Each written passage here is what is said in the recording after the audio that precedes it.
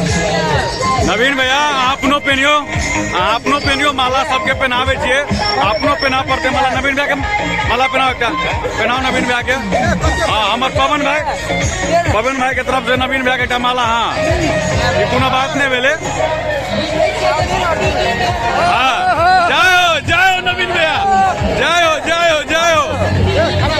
बारे बार विधायक जी जय हो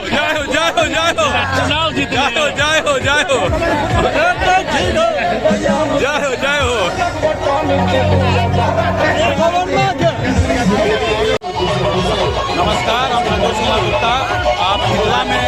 गाँव में जो शादी हुए थे और बराती के स्वागत जैसे केना कल जाए हम सबके हम देखा रहे थे बराती के स्वागत जैसे फूल से जैसे मिथिला में बराती आयल थे उनका सबके स्वागत हम सब कर रहे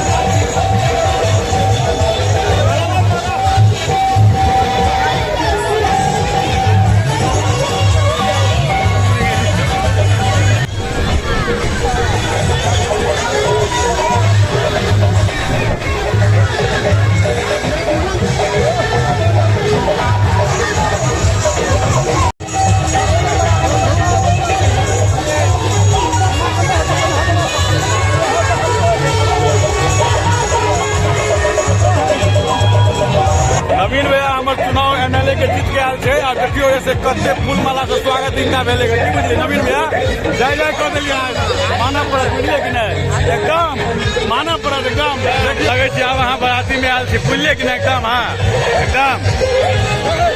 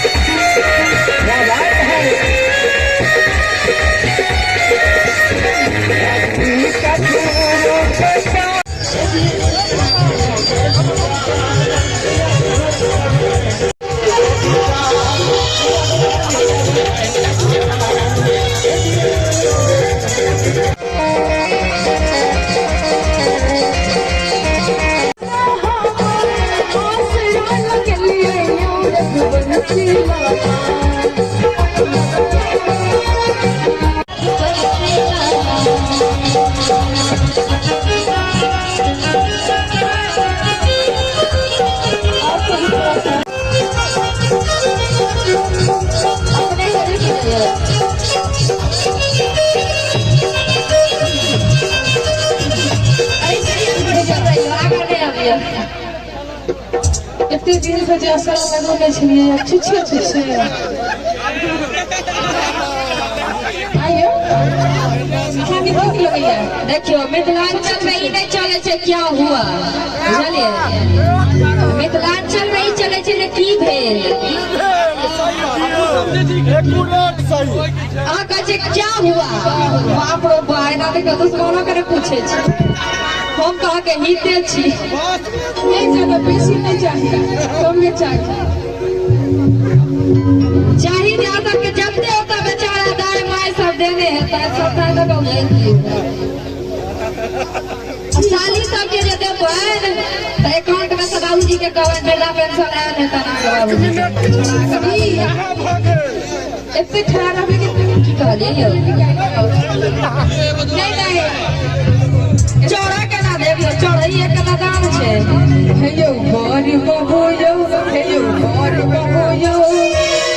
नहीं पियो हतो हेयो बारी बाबू यो हेयो बारी बाबू यो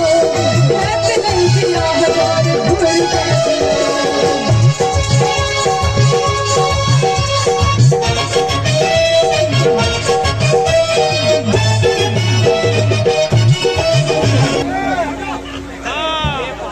विवाह एक बेर होय छै बच्चा के तरह नहीं होय छै से सोच समझ के साथ लाइए भी होय छै ना एते कंजूस नहीं देखने छले कतो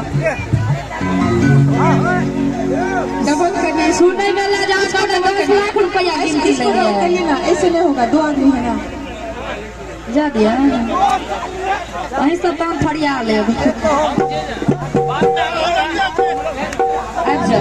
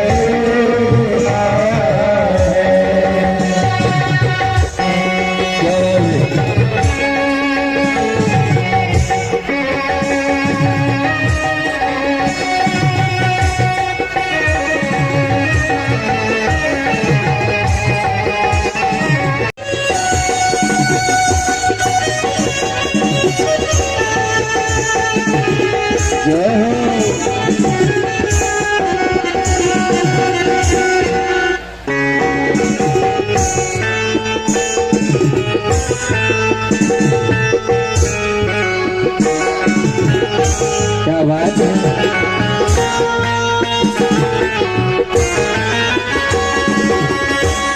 नजारा है